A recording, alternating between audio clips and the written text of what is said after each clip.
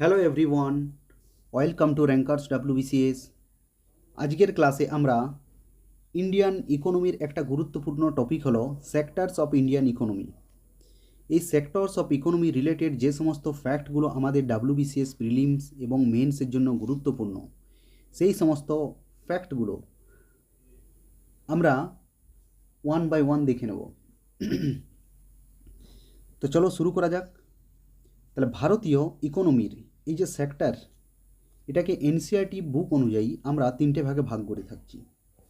একটা হচ্ছে কি কার্যকলাপের ভিত্তিতে, অর্থাৎ on the basis of economic activity. দ্বিতীয়ত কর্মসংস্থানের ভিত্তিতে, অর্থাৎ on the basis of employment condition. এবং তৃতীয়ত মালিকানার ভিত্তিতে, অর্থাৎ on the basis of ownership. এই তিনটে গ্রুপে আমরা ভাগ করতে পারি। এরপর আমরা কার্যকলাপের ভিত্তিতে, অর্থাৎ on the basis of nature of economic activity, এই সেক্টরকে আমরা তিনটে ভাগে আমরা ভাগ করতে পারি। একে হচ্ছে কি প্রাইমারি সেক্টর, অর্থাৎ এগ্রিকালচার সেক্টর, এটাকেই বলা হয় কি এগ্রিকালচার সেক্টর। দ্বিতীয়ত সেকেন্ডারি সেক্টর বা ইন্ডাস্ট্রি সেক্টর বা ইন্ডাস্ট্রিয়াল সেক্টর। এবং তৃতীয়ত টার্সিয়ারি সেক্টর বা সার্ভিস সেক্টর। তাহলে এই তিনটে ক্যাটাগরিতে আমরা ডিভাইড করলাম।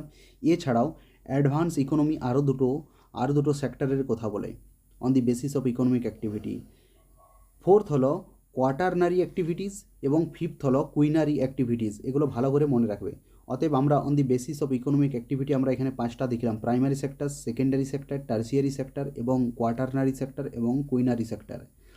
এবং on the basis of employment condition, অর্থাৎ কর্মসংস্থানের ভিত্তিতে আমরা দুভাগে ভাগ করছি। একে হচ্ছে অর্গানাইজ সেক্টর এবং দুয়ে হচ্ছে unorganise sector. On the basis of ownership, অর্থাৎ মালিকানার ভিত্তিতে আমরা পাবলিক সেক্টর, প্রাইভেট সেক্টর এবং জয়েন্ট সেক্টর, এই তিনটে গ্রুপে আমরা ভাগ করছি। তো এগুলো এরপর আমরা ওয়ান বাই ওয়ান প্রত্যেকটাকে আমাদের এক্সাম রিলেটেড যে ফ্যাক্টস আছে এগুলো দেখে নেব। প্রথমে আমরা দেখে নেব না প্রাইমারি সেক্টর। তাহলে এটা আমরা দেখলাম on the basis of activity sector of Indian economy. তাহলে দেখলাম তিনটা: primary sector, secondary sector, tertiary sector. এগুলো বাংলায় দেওয়া আছে। আমার মনে হয় বাংলার চেয়ে ইংলিশগুলো বেশি মনে রাখার চেষ্টা করো, কারণ ডাব্লিউবিসিএস মেন্স পেপারে কোনো রকম বাংলা কিন্তু থাকবে না। অতএব এখন থেকেই এই বাংলাটাকে একটুকু সাইড করে ইংলিশটাকে চেষ্টা করো। জাস্ট ধীরে ধীরে কী হয়ে যাবে, অভ্যাসে পরিণত হয়ে যাবে। ইংলিশে এমসিকিউ প্র্যাকটিস, ইংলিশে ম্যাটেরিয়ালস পড়ার, এগুলো কালচার করো। উইদাউট ইংলিশ ডাব্লিউবিসিএস ক্র্যাক করতে পারবে না, ইম্পসিবল। অতএব অ্যাভয়েড করো না ইংলিশকে ধরে এগিয়ে চলার চেষ্টা করো।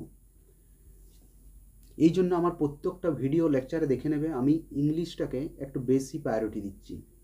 তার কারণ আমার অন্যান্য যে লেভেলের যে এক্সাম আছে ওগুলোকে আমি একদম ফোকাস করিনি। ওর জন্য প্রচুর ম্যাটেরিয়ালস আছে, প্রচুর মার্কেটের লেকচার আছে, ইউটিউব চ্যানেল আছে, তোমরা সব পেয়ে যাবে প্রচুর বাংলাতে। কিন্তু আমার কমপ্লিট ফোকাস হচ্ছে ডাব্লিউবিসিএস প্রিলিমস মেন্স। তো চলো প্রথমেই আমরা দেখে নেব প্রাইমারি সেক্টর। প্রাইমারি সেক্টর অর্থাৎ কি না, যে সমস্ত এখানে কী হচ্ছে না, প্রকৃতি থেকে, নেচার থেকে কী হচ্ছে, সরাসরি আমরা কী করছি না, সম্পদ অর্থাৎ রিসোর্স কী করছি, আহরণ করছি, এখানে কালেক্ট করছি। তাহলে ডাইরেক্ট যখন প্রকৃতি থেকে আমরা কোনো সম্পদ রিসোর্সকে কী করছি, আহরণ করছি, এগুলো হচ্ছে আমাদের প্রাইমারি সেক্টরের মধ্যে পড়ে।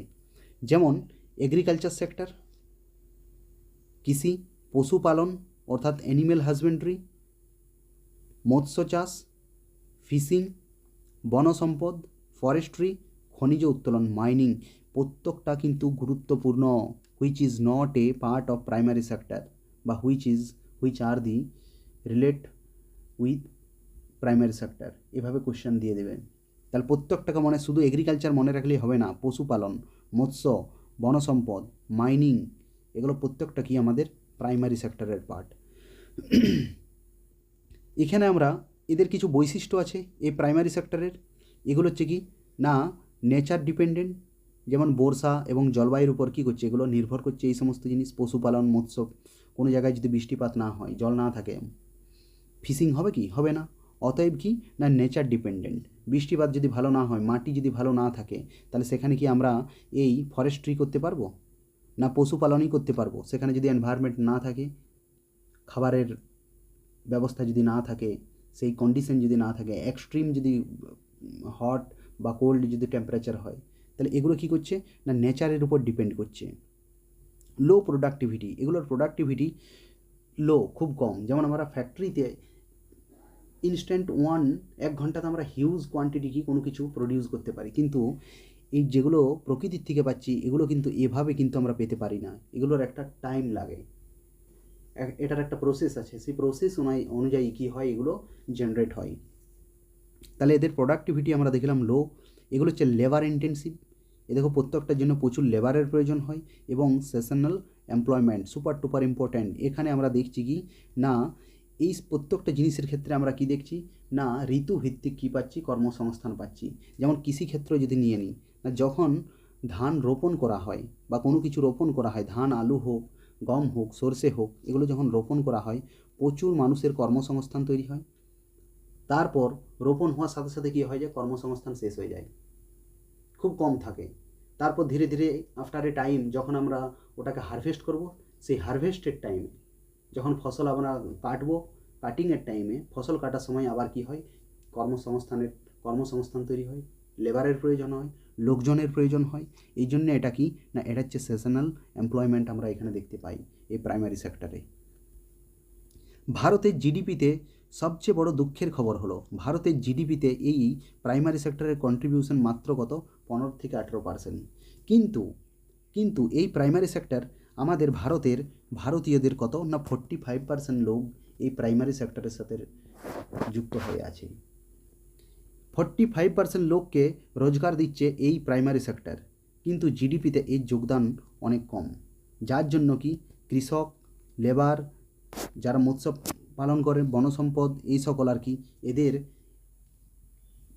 পার ক্যাপিটা ইনকাম, অ্যানুয়াল ইনকাম তুলনামূলকভাবে অনেক কম, এবং এদের লাইফস্টাইল সেই তুলনায় ভালো নয়। এখানে আমরা দেখছি কি মেজর প্রবলেম এই প্রাইমারি সেক্টরের, এখানে কি দেখছি বেশি মানুষ কাজ করছে কিন্তু উৎপাদন কম। এখানে কি ডিসগাইজ আনএমপ্লয়মেন্ট। ধরে নাও তোমাদের 2 বিঘা জমি আছে, সেই জমিতে 2জন লোকের জন্যই এনাফ কৃষিকাজ করার জন্য, কিন্তু ঘরে মেম্বার আছে 10 জন। ঘরে মেম্বার হচ্ছে কজন না ঘরে মেম্বার হচ্ছে 10 জন। এবার এই 2 বিঘা যে জমিটা আছে, এই 10 জন মিলে কৃষিকাজ করছে, কিন্তু এটা দুজনাতেই এনাফ। তাহলে কি 8টা এক্সট্রা লোক কাজ করছে। লোক দেখলে হয়তো মনে করবে যে হ্যাঁ সবাই মিলে কি করছে, এখানে কৃষিকাজ করছে, কিন্তু অ্যাকচুয়ালি কাজটা হচ্ছে দুজনকার। যখন এখান থেকে ইনকাম হচ্ছে, ধরে নাও এখান থেকে ইনকাম হলো 20,000 পার মান্থ, তাহলে যদি আমরা এটাকে ডিভাইড করি 10 দিয়ে, তো প্রত্যেক জনের কত আসছে 2,000 করে। তাহলে এই যে কন্ডিশনটা দাঁড়াচ্ছে, এটা কি এটা অ্যাকচুয়ালি ডিসগাইজড আনএমপ্লয়মেন্ট। প্রত্যেক ব্যক্তি 2,000 টাকায় কি আর সংসার চলে, বা দিনকাল যেরকম চলে না। অতএব কি না এই ধরনের যে কন্ডিশন, এটাকে আমরা কি বলবো ডিসগাইজড আনএমপ্লয়মেন্ট। দুজনকার কাজ 6 জনে করছে, দুজনকার কাজ, তাহলে বাকি ওই যে 4 জন কি না ওটা হচ্ছে ডিসগাইজড আনএমপ্লয়মেন্ট। দেখতে পাচ্ছ না যে ওরা বেকার, কিন্তু অ্যাকচুয়ালি কি 4 জন বেকার, যে কোনো 4 জনকে নিয়ে নাও। এখানে কি অতিরিক্ত জনসংখ্যার চাপ, আধুনিক প্রযুক্তির অভাব, আমাদের ভারতীয় যে কৃষিকাজ বিশেষ করে যে এগ্রিকালচার, এটা কি মনসুনের উপর কি ডিপেন্ডেন্ট। মনসুন যদি ভালো হয় তো বাম্পার প্রোডাকশান হয়, আমাদের ইকোনমিতে বুস্ট চলে আসে, এবং মনসুন যদি খারাপ চলে আসে তাহলে আমাদের ইকোনমিতে আমরা দেখেছি ভাটা চলে আসে। ভাটা অনেক ধরনের সমস্যা ক্রিয়েট হয়, একটা হিউজ পপুলেশন সমস্যার মধ্যে পড়ে। ওই জন্য কী বলে ভারতের অর্থনীতি মনসুনের সাথে কি এটা একটা জুয়ার মতো। নেক্সট আমরা দেখে নেব এখানে কী আছে ফ্র্যাগমেন্টেড ল্যান্ড হোল্ডিংস। এখানে আমাদের যে এখানে কি হচ্ছে এরপর না ছোট ছোট জমিতে যত পরিবার ডিভাইড হচ্ছে, জমির যে এরিয়া সেটাও কি হচ্ছে ধীরে ধীরে কম হতে যাচ্ছে। এটা একটা প্রবলেম, ফ্র্যাগমেন্টেড ল্যান্ড হোল্ডিংস। সরকার কিছু স্টেপ নিয়েছে, যেমন MSP, minimum support price, PM Kisan, irrigation, বিভিন্ন ধরনের স্কিম আছে সরকারের প্রয়াস। নেক্সট দেখে নেব আমরা সেকেন্ডারি সেক্টর অর্থাৎ এখানে কি হচ্ছে না এই সেকেন্ডারি সেক্টর প্রাইমারি সেক্টরের থেকে কাঁচামাল বা র ম্যাটেরিয়ালগুলো নিয়ে এগুলো কী করছে, কিছু একটা প্রসেস করছে, প্রসেস করে কী করছে, এটাকে প্রসেসিংয়ের মাধ্যমে একটা ফিনিশ গুডে ওটাকে কী করছে না পরিণত করছে। ধরে নাও যেমন গম বা হুইট, কৃষকের কাছ থেকে একজন ফ্যাক্টরি মালিক বা মেনে নাও একজন বিজনেসম্যান বা ইন্ডাস্ট্রিয়ালিস্ট কী করলো না কৃষকের কাছ থেকে গমটা কিনে নিল এবং গম কিনে তার সাথে কী করলো আটার সাথে কিছু চিনি অ্যাড করলো, কিছু বাদাম অ্যাড করলো, আরও কিছু যাই হোক সেন্ট ফেন্ট অ্যাড করলো এবং একটা ভালো কোয়ালিটির বিস্কুট তৈরি করলো। তাহলে এখানে কী হলো, কিছু জিনিস কী করলো অ্যাড করলো, প্রসেস করা হলো, এটাকে আমরা কী করব এবং ওটাকে কী করলো না খাওয়ার জন্য রেডি হয়ে গেলো, ওটা ফিনিশ গুড হয়ে গেল। তাহলে এটাকে আমরা কী বলবো না সেকেন্ডারি সেক্টর। এখানে কী হচ্ছে, প্রসেসিং হচ্ছে একটা। প্রাইমারি সেক্টর থেকে র ম্যাটেরিয়াল নিলাম, কিছু প্রসেস করলাম এবং তারপর ওটাকে ফিনিশ গুডে পরিণত হলো। তাহলে এর মধ্যে কী কী পড়ে সেকেন্ডারি সেক্টরে না manufacturing industry, construction, electricity, gas, water supply etcetera. এখানে কি ভ্যালু অ্যাডিশন বা মূল্য সংযোজন এখানে বেশি। এখানে কি ক্যাপিটাল আছে, পয়সার দরকার। একটা ইন্ডাস্ট্রি করতে গেলে, বিস্কুট ফ্যাক্টরি করতে গেলে প্রচুর কী দরকার, টেকনোলজির দরকার, পয়সার দরকার, ভ্যালু এডিশন করতে হবে। এটা কি ইন্ডাস্ট্রিয়ালাইজেশনের মূল ভিত্তি। তাহলে ভারতে যদি আমরা দেখি তাহলে জিডিপিতে কন্ট্রিবিউশন কত না 25 থেকে 30% এবং এমপ্লয়মেন্ট দিচ্ছে 20 থেকে 25% এই সেকেন্ডারি সেক্টর। এখানে কিছু সমস্যা আছে, যেমন আমাদের ইন্ডাস্ট্রিয়াল সেক্টরের যে গ্রোথ এটা খুব স্লো। এখানে স্কিল লেবারের, দক্ষ শ্রমিকের অভাব, ইনফ্রাস্ট্রাকচার এখানে কী আছে, বটলনেক্স আছে। তাছাড়া তো আমাদের কী আছে, সরকারের বিভিন্ন তো সমস্যা আছেই, বিভিন্ন সময় কী হয়ে যায়, সরকার চেঞ্জ হয়ে যায়, পলিসি চেঞ্জ হয়ে যায়, বিভিন্ন সরকারের বিভিন্ন রকম। সরকার কিছু উদ্যোগও নেয় নতুন, যেমন বিজেপি সরকার বা এনডিএ সরকার আসার পর যেমন make in India, production linked intensive industrial corridor চেষ্টা চালিয়ে যাচ্ছে। নেক্সট আমরা দেখে নেব টারসিয়ারি সেক্টর বা এটা কি, এটা হচ্ছে সার্ভিস সেক্টর। এখানে কি হচ্ছে, এখানে পণ্য উৎপাদন নয়, এখানে কি পরিষেবা প্রদান করা হচ্ছে, পরিষেবা প্রদান এই সেক্টরে।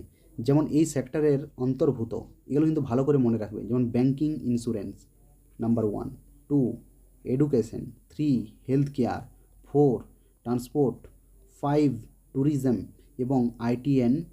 এই ছটা ভালো করে একদম মাথায় একদম গেঁথে নাও এগুলো। Banking, insurance, education, health care, transport, tourism and IT software, এগুলো হচ্ছে আমাদের সার্ভিস সেক্টরের মধ্যে পড়ে। এখানে কি হচ্ছে, এর বৈশিষ্ট্য কি, ক্যারেক্টারিস্টিক না ফাস্টেস্ট গ্রোয়িং সেক্টর। এটা সবচেয়ে দ্রুত গতিতে কী হচ্ছে, এটা এর গ্রোথ রেট। এটা হচ্ছে knowledge based economy, urban centric. এগুলো আমরা রুরাল এরিয়া বা গ্রামাঞ্চলে এগুলো কিন্তু পাই, কিন্তু খুব কম পাই। এগুলো কি আরবান সেন্ট্রিক। ভারতের পরিস্থিতিটা একটু দেখে নেব এই সার্ভিস সেক্টরের। না জিডিপিতে এর কন্ট্রিবিউশন কিন্তু ট্রিমেন্ডাস। ভারতীয় জিডিপিতে এর কন্ট্রিবিউশন 55 থেকে 60%। তাহলে 100 টাকার মধ্যে ভারতের যে ইনকাম তার কত না তার 55 থেকে 60 টাকা দিচ্ছে কে, ভারতের জিডিপির এই সার্ভিস সেক্টর। এমপ্লয়মেন্ট না 30% লোক কাজ করছে, তাহলে 30% লোক কাজ করে কত দিচ্ছে না 55 থেকে 60% জিডিপিতে কন্ট্রিবিউট করছে। তাহলে বলছে এই যে একটা বাম্পার যে গ্রোথ এই সার্ভিস সেক্টরে, কেন না ইন্ডিয়াতে কি এসেছে, আইটি ইনফরমেশন টেকনোলজি রেভলিউশন এসেছে, গ্লোবালাইজেশন, ডিজিটাল ইন্ডিয়া এবং কিছু হাব রয়েছে, হাইটেক সিটি রয়েছে, ব্যাঙ্গালোর, হায়দ্রাবাদ, কলকাতা, গুরুগ্রাম, দিল্লি, কিছু আহমেদাবাদ। কিছু কোম্পানিরও ভালো কী আছে, কন্ট্রিবিউশন আছে, যেমন ইনফোসিস, টিসিএস, এদেরও বিশাল একটা কী আছে, কন্ট্রিবিউশন আছে এই সার্ভিস সেক্টরের যে বাম্পার গ্রোথ এর পিছনে এদেরও একটা কন্ট্রিবিউশন আছে প্রাইভেট সেক্টরের। আচ্ছা, এখানে কিছু সমস্যা আছে। এরপর সমস্যা হচ্ছে কি না জবলেস গ্রোথ। এই জবলেস গ্রোথ এটার মানেটা কি অ্যাকচুয়ালি, না বলছে জিডিপি বাড়ছে ভারতের তো জিডিপি বাড়ছে, কিন্তু সেই হিসেবে কি না চাকরি তত বাড়ছে না। যেমন ধরে নাও মুকেশ অম্বানির যে অ্যাসেট বা ওর যে ভ্যালু কোম্পানির, ওটা কিন্তু দিন বাই দিন হিউজ পরিমাণে কিন্তু বাড়ছে, কিন্তু সেই হিসাবে ভারতে কিন্তু কি হচ্ছে না, ভারতে জব জেনারেশন কিন্তু হচ্ছে না, নতুন রোজগার নেই। এই জন্য কি বলা হচ্ছে ভারতের যে গ্রোথ, এটা বলছে জবলেস গ্রোথ। কিছু কিছু 10% লোকের কি হচ্ছে, প্রচুর প্রফিট হচ্ছে, যারা ইন্ডাস্ট্রিয়ালিস্ট, এদের প্রচুর প্রফিট হচ্ছে, এরা কামিয়ে নিচ্ছে, কিন্তু জনসাধারণ বা সাধারণ মানুষের সেরকম কোনো কিছু পরিবর্তন হচ্ছে না। সেই হিসেবে কী হচ্ছে না, চাকরি তত কিন্তু বাড়ছে না, জব জেনারেট হচ্ছে না। এটা হচ্ছে দুঃখের বিষয়। এই জন্য ইন্ডিয়ার যে গ্রোথ, এটা কী বলা হয়, জবলেস গ্রোথ। প্রবলেমও আছে, কিছু সমস্যা আছে, স্কিল এবং আনস্কিল একটা গ্যাপ রয়েছে। আচ্ছা, এরপর আমরা এই যে তিনটে সেক্টর, প্রাইমারি, সেকেন্ডারি, টার্সিয়ারি, এদের কি আমরা ইন্টারডিপেন্ডেন্স দেখব। একটা সেক্টর আরেকটা সেক্টরের উপর ডিপেন্ডেন্ট, একটা না হলে কিন্তু আরেকটা চলবে না। যেমন প্রাইমারি সেক্টর আমাদেরকে কী দেয় না, প্রাইমারি সেক্টরস র ম্যাটেরিয়াল দেয় সেকেন্ডারি সেক্টরকে। প্রাইমারি সেক্টর যেমন ধরে নাও, গম যদি না দেয় তো কী করে বিস্কুট তৈরি করবে, প্রত্যেকটা জিনিসেই রিলেট করে দেখে নাও। যদি মাইনিং না হয় তো কী করে ইন্ডাস্ট্রি হবে, সেখানে কী করে এই কার, ভেহিকেলস, এত ইনস্ট্রুমেন্ট, মোবাইল ফোন, এইসব কী করে ম্যানুফ্যাকচারিং হবে। তো র ম্যাটেরিয়ালটা দিচ্ছে কে না, প্রাইমারি সেক্টর। আবার সেকেন্ডারি সেক্টর যদি প্রাইমারি সেক্টরকে মেশিনারি না দেয়, তাহলে কী করে কৃষিকাজ হবে। এই ট্রাক্টর, আজকাল ড্রোনের মাধ্যমে কী হচ্ছে, পেস্টিসাইড স্প্রে করা হচ্ছে, এত যে টেকনোলজি আমরা এগ্রিকালচার সেক্টরে আমরা দেখতে পাচ্ছি, হিউজ হারভেস্টার মেশিন, কত ধরনের মেশিন ব্যবহার করছি আমরা এগ্রিকালচারে। তাহলে এই এগ্রিকালচার সেক্টরের মেশিনগুলো কোথার থেকে আসছে, নাহলে সেকেন্ডারি সেক্টর থেকে আসছে। তাহলে কি সেকেন্ডারি সেক্টর মেশিনারি দিচ্ছে কাকে, প্রাইমারি সেক্টর। আবার প্রাইমারি সেক্টর র মেটেরিয়াল দিচ্ছে কাকে, সেকেন্ডারি সেক্টরকে। Tertiary sector transport, banking. তাহলে টার্সিয়ারি সেক্টর এই দুটোকে, প্রাইমারি এবং সেকেন্ডারি সেক্টর দুটোকে কী দিচ্ছে, ট্রান্সপোর্ট, ব্যাংকিং সাপোর্ট। পয়সা না হলে কী করে হবে, প্রাইমারি না সেকেন্ডারি। এক্সাম্পল যেমন কৃষিতে কাঁচা তুলো, শিল্পে কাপড় তৈরি হচ্ছে, পরিষেবা ট্রান্সপোর্ট, মেকিং। তাহলে আমরা দেখতে পাচ্ছি একটা জিনিসকেই তুলে নিলাম, দেখলাম তিনটাই কী আছে, রিলেটেড আছে। তাহলে এই এক্সাম্পলটা ভালো করে দেখে, যেমন প্রাইমারি সেক্টর থেকে আমরা কাঁচা তুলো পেলাম এবং ওটাই প্রসেস করে কি কাপড় তৈরি হলো, সেই কাপড় আবার কি ট্রান্সপোর্ট এবং মার্কেটিং করা হলো। তাহলে এই যে ট্রান্সপোর্ট এবং মার্কেটিং, এটা হচ্ছে কি আমাদের টার্সিয়ারি সেক্টরের মধ্যে পড়ে। কাপড় তৈরি করাটা হচ্ছে সেকেন্ডারি সেক্টর, এবং কাঁচা তুলোর যে উৎপাদন করা হচ্ছে এটা হচ্ছে আমাদের প্রাইমারি সেক্টর। এটা ভালো করে দেখে নেবে, খুব ইজি। তাহলে এখানে কি ইস্যুগুলো ভালো করে মনে রাখবে, যেমন disguise unemployment, jobless growth, low manufacturing share as compare with China, ইন্ডিয়াতে। তাহলে এলে ইন্ডিয়ার জন্য প্রবলেম।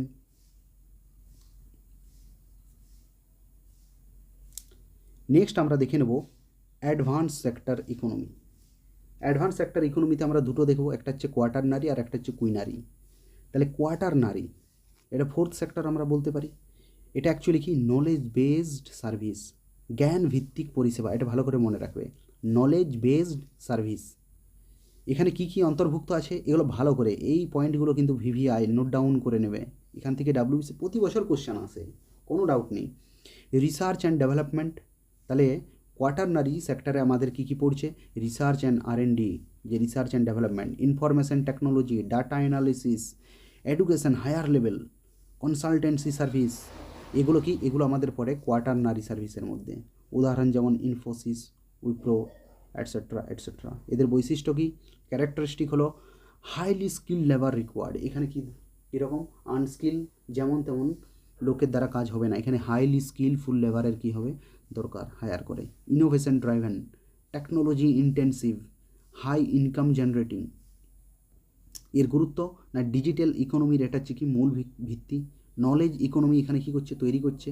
গ্লোবাল কম্পিটিটিভনেস কী করছে, এখানে ইনক্রিজ হচ্ছে, বাড়াচ্ছে এটা। ভারতে যদি আমরা দেখি, তাহলে ভারতের হিসেবে আমরা দেখতে গেলে আইটি হাব হিসেবে কি ভারত বিশ্বে কিন্তু একটা যথেষ্ট সুনামকামী নিজে। আইটি সেক্টরের ক্ষেত্রে ভারত একটা কি না, আমরা দেখেছি একটা হাবে পরিণত হয়েছে, ভারত একটা আইটি হাবে পরিণত হয়েছে। মেজর সেন্টার যেমন বেঙ্গালুরু, হায়দ্রাবাদ, এগুলো মেজর সেন্টার, আমাদের কলকাতার সল্টলেক। এরপর আমরা দেখে নেব কুইনারি সেক্টর। এখানে কি টপ লেভেল কি decision making and policy making service. তাহলে কি top level decision making, top level এবং পলিসি মেকিং সার্ভিস, এর মধ্যে কি কি অন্তর্ভুক্ত আছে না, এগুলো ভালো করে মনে রাখবে। গভর্নমেন্ট পলিসি মেকার্স, সরকারের যারা পলিসি তৈরি করছে, নির্ধারণ করছেন, ইনারা। Top executive, CEO, chief executive officer, director, managing director, scientist, researcher, judiciary and high level administration, এগুলো কি, এগুলো হচ্ছে কুইনারি, যেগুলো টপ লেভেলে আছে এগুলো। উদাহরণ যেমন গভর্নমেন্ট অফ ইন্ডিয়া, সুপ্রিম কোর্টের যে জাজ এবং টপ বিউরোক্র্যাটস অ্যাটসেট্রা। এদের ক্যারেক্টারিস্টিক কী না, decision making power, high authority, এখানে হাই রেসপন্সিবিলিটি আছে। এদের যে রোল, এটা কি না সোসাইটি শেপিং রোল। এদের ডিসিশন আমাদের সোসাইটিকে কি নতুন একটা রূপ দেয়, আকার দেয়। এদের একটা ভুল ডিসিশনের কারণে আমাদের সোসাইটির শেপ পরিবর্তন হয়ে যেতে পারে। এদের গুরুত্ব কি না, এরা পলিসি ফরমেশন করে, ইকোনমিক প্ল্যানিং তৈরি করে এবং গভর্নেন্স, প্রশাসনে কি এফিসিয়েন্সি, স্বচ্ছতা, এগুলো নিয়ে আসে। তাহলে এগুলো আমরা দেখলাম এই তিনটে। আচ্ছা, এরপর আরেকটা ইম্পর্ট্যান্ট টপিক হলো, এটা হচ্ছে কি নলেজ ইকোনমি। এটা ভালো করে জেনে নাও। এই নলেজ ইকোনমি হলো এই কোয়াটারনারি এবং কুইনারি, এই দুটো মিলিয়ে এটা কি আধুনিক অর্থনীতির ভিত্তি বলা হয় কাকে না, এই নলেজ ইকোনমিকে। এটা ভালো করে মনে রাখবে। এর মূল বৈশিষ্ট্য, information is power, innovation drives growth, human capital এখানে কি সবচেয়ে গুরুত্বপূর্ণ। তাহলে এটা মনে রাখবে। সেক্টর কীভাবে কী হয়, এভলিউশন কী করে হয় না, ট্রেডিশনাল থেকে মডার্ন, যেমন আমরা দেখিনি primary, secondary, tertiary, quaternary, quinary. ইন্ডিয়ার যে গ্রোথ, এটা কি strong in quaternary sector, IT and service, weakness manufacturing sector আমাদের কি দুর্বল আছে, স্কিল গ্যাপ এক্সিস্ট এখানে করে। এখানে ফিউচার কিছু ফোকাস দেওয়া আছে, যেমন artificial intelligence, data science, digital economy, innovation, ecosystem etcetera etcetera, এগুলো আছে। তাহলে এটা হলো on the basis of economic activity, আমরা কিন্তু ভালো করে কিন্তু দেখে নিলাম। এই যে গুরুত্বপূর্ণ তথ্যগুলো, এগুলো কিন্তু নোটস বানিয়ে নাও, এখান থেকে কোশ্চেন আসবেই। নেক্সট আমরা কর্মসংস্থানের ভিত্তিতে ইকোনমিকে ক্লাসিফাই করব। একটা হচ্ছে অর্গানাইজ সেক্টর। অর্গানাইজ সেক্টর অর্থাৎ কি না, সরকার বা বড় বড় কোম্পানির দ্বারা নিয়ন্ত্রিত। তাহলে এই অর্গানাইজ সেক্টরটা কি না, সরকার বা বড় বড় কোম্পানির দ্বারা নিয়ন্ত্রিত। এর ক্যারেক্টারিস্টিক এগুলো সুপার টুপার ইম্পর্ট্যান্ট। এখানে একটা নির্দিষ্ট বেতন থাকে মান্থ ওয়াইজ, যেমন সরকারি কোনো বড় সরকারি যারা জব করে, গভর্নমেন্টের এমপ্লয়ার, বা বড় বড় যেগুলো হচ্ছে আইটি সেক্টরে যারা জব করে, ইনফোসিস, টিসিএস, যে কোনো বড় বড় রিলায়েন্স, এখানে কি আছে, একটা নির্দিষ্ট বেতন আছে, চাকরির একটা নিরাপত্তা আছে, সিকিউরিটি আছে। এখানে কি শ্রম বা যে লেবার ল, এগুলো কি হয় এখানে, এগুলো অ্যাপ্লিকেবল, এগুলো কি প্রযোজ্য। তাহলে এই তিনটে কিন্তু পয়েন্ট ভেরি ভেরি ইম্পর্ট্যান্ট। নির্দিষ্ট বেতন, একটা সিকিউরিটি থাকে, এখানে কি লেবার ল কিন্তু তোমাকে চাইলে ওভার ডিউটি করাতে পারে না, একটা লিমিটের পর কিন্তু তোমাকে ছুটি দিতে হবে। তাহলে এখানে এইগুলো উদাহরণ, যেমন সরকারি চাকরি, বড় কোম্পানির জব, এগুলো হচ্ছে কি আমাদের না অর্গানাইজ সেক্টর। এরপর আমরা যদি দেখি আনঅর্গানাইজ সেক্টর। আনঅর্গানাইজ সেক্টর মানে কি না, এখানে ছোট এবং নিয়ন্ত্রণহীন, এই যে সেক্টরটা, এখানে কি ছোট ছোট জব, নিয়ন্ত্রণহীন। এখানে যে আয় ইনকাম কোনো নিশ্চয়তা নেই, অনিশ্চিত। এখানে শ্রম আইন কি হয় না, প্রযোজ্য হয় না, কোনো পিএফ কোনো পেনশন কোথাও কিছু পাওয়া যাবে না। এখানে সামাজিক সুরক্ষা কম। তাহলে এখানে যে তিনটে জিনিস দেখলাম, একটাও নেই, নির্দিষ্ট বেতন নেই, কোনো নিরাপত্তা নেই, শ্রম আইন কি হয়, এই আনঅর্গানাইজ সেক্টরে কিন্তু প্রযোজ্য হয় না।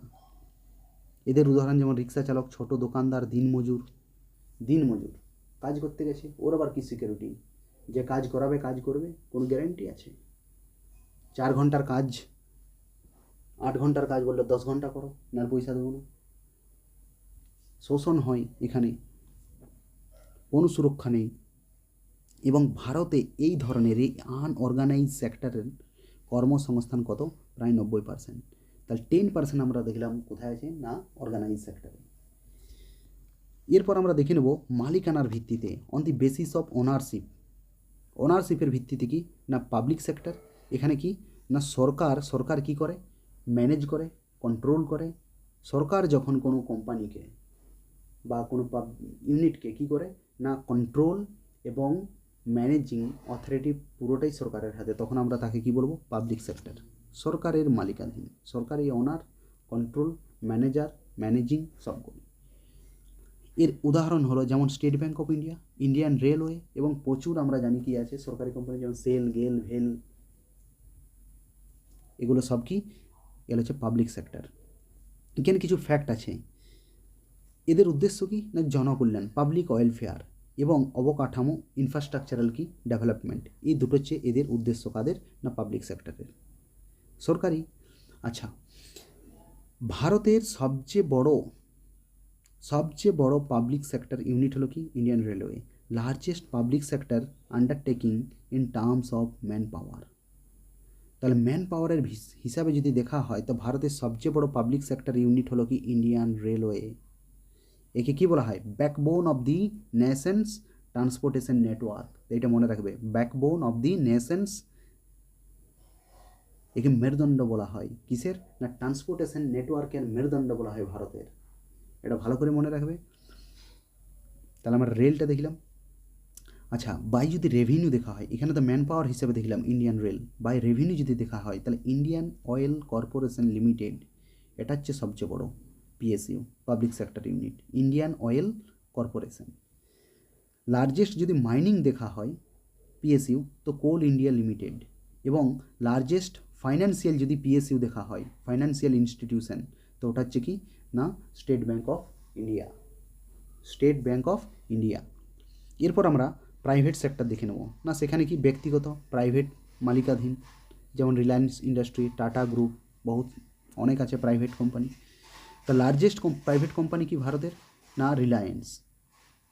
Largest private company in India by market capitalization and revenue and asset কী হবে না রিলায়েন্স ইন্ডাস্ট্রি, ভারতের সবচেয়ে বড়। এখন আদানি এসেছে আবার মার্কেটে। এরপর আমরা দেখে নেব না জয়েন্ট সেক্টর। এখানে কি সরকার এবং বেসরকার যৌথ মালিকানায়, এখানে কি হচ্ছে সরকার এবং বেসরকার দুজন মিলেই, এটা কি না জয়েন্ট সেক্টর। জয়েন্ট সেক্টরের এক্সাম্পল যেমন অয়েল ইন্ডিয়া লিমিটেড, এটা সরকার plus government plus private. Maruti Udyog limited, government of India এবং জাপানের সুজুকির, এটা কি জয়েন্ট সেক্টর।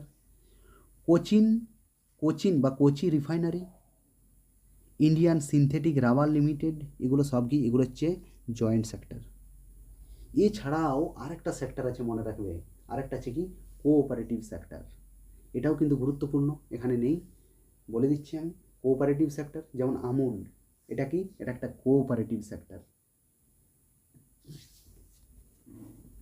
আচ্ছা, on the basis of emerging classification, এটা আমরা দেখলাম কৃষি, শিল্প এবং পরিষেবা, এগুলো তো আমরা দেখেছি।